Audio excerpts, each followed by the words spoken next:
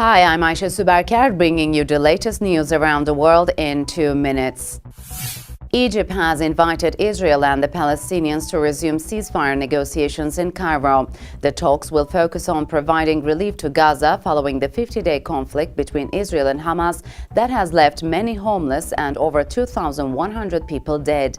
Last week's donor conference in Cairo raised $5.4 billion towards reconstructing Gaza. Reconstruction under Joint Palestinian Authority, United Nations supervision has begun. Now let's move to Jerusalem. Residents of a hotly contested part of East Jerusalem have said armed Israeli guards moved into two buildings in a step that will further raise already heightened tensions. According to a local NGO, the buildings had been owned by two Palestinian families who sold them to a broker who then sold the property to a Jewish settlement association.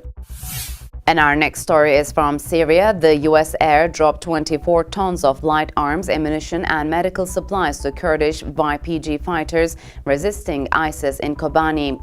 Turkish Foreign Minister Mevlut Çavuşoğlu meanwhile referred to the U.S. assistance as within the scope of helping Kobani, but added that Turkey would not aid YPG due to its link to PKK. Turkey is viewed as a key component of the anti-ISIS coalition due to the 1.5 million refugees it hosts. And for our last story, we move to Russia. The Russian ruble has weakened against the US dollar in a continuing trend following a debt downgrade by the ratings agency Moody's. Since sanctions were imposed on Russia in March, the ruble has fallen 15%. Sanctions were imposed on Russia after it annexed Crimea and were tightened amid accusations that Russia was supporting rebels in eastern Ukraine.